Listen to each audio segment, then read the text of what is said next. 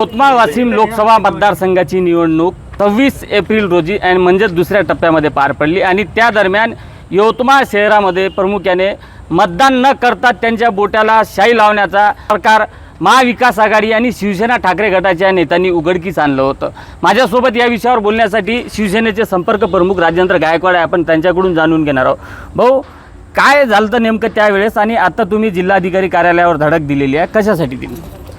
26 एप्रिलला मतदानाच्या दिवशी यवतमाळ शहरामध्ये बोटाला शाई लावण्याचा आणि त्यांना 500 रुपये मताप्रमाणे पैसे देण्याचा आणि त्याचा आधार कार्ड ताब्यात घेण्याचा प्रकार घडत आहे अशी माहिती मिळाल्यानंतर मी तात्काळ यवतमाळ तहसीलदारांना कॉल केला आणि भरारी पथकाची मागणी केली आणि त्यानंतर भरारी पथकाचे पाथरडकर म्हणून ते व्यक्ती आले तिथे पथक प्रमुख, त्यांना घेऊन मी त्या कळमचौक भागातील छोटी गुजरीच्या तेलीपुऱ्यामध्ये तिथे गेलो असता मला तिथे एक सुलेमान नावाचा व्यक्ती लोकांच्या बोटाला शाई लावत असताना आढळला।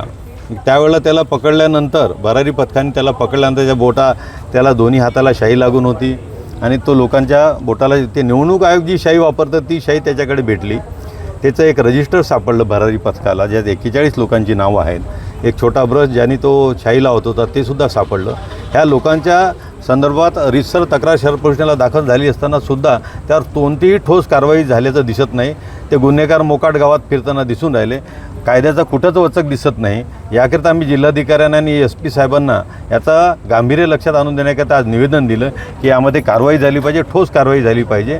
हे गुंड लोक गावात फिरत असतील आणि असे कारवाया करत असतील तर जनतेने काय पाहायचं? प्रशासनाचं वचक कुठे आहे? प्रशासन काय संदेश देत आहे याच्यातून? हेच गांभीर्य लक्षात आणून देण्याकरिता आम्ही प्रशासनाला आज निवेदन दिलं।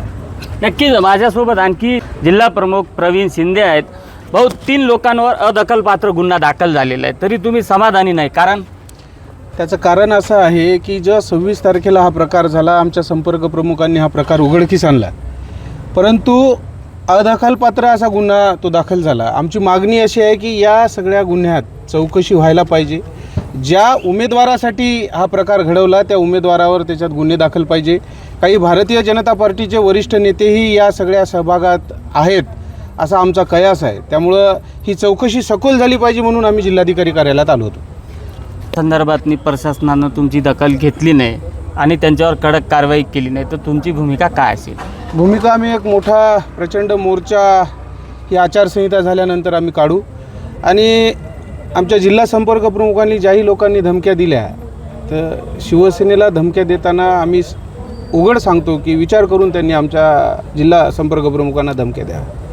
नक्कीच आपण बघतोय की यवतमाळमध्ये मतदाना दुसऱ्या टप्प्यात 26 एप्रिल रोजी ज्या मतदान पार पडलं आणि मतदान न करताच मतदारांच्या बोटाला शाई लावण्याचा प्रकार उघडकीस आला होता। ही बाब गंभीर जरी असली मात्र आचारसंहितेदरम्यान ज्या पद्धतीने आत्तापर्यंत प्रकारे गुन्हे दाखल झालेले आहे, अशा लोकांवर आत्तापर्यंत कशा प्रकारे कारवाई करण्यात आली हा मात्र अजूनही गूढच आहेत। संजय राठोड, साम TV न्यूज, यवतमाळ। देश विदेशातील प्रत्येक घडामोडींचे लाईव्ह अपडेट मिळवण्यासाठी आता साम टीव्हीच्या सर्व सोशल मीडिया प्लॅटफॉर्मला लाईक, फॉलो आणि सबस्क्राईब करा। तसंच सर्व नोटिफिकेशनसाठी बेल आयकॉन प्रेस करायला विसरू नका।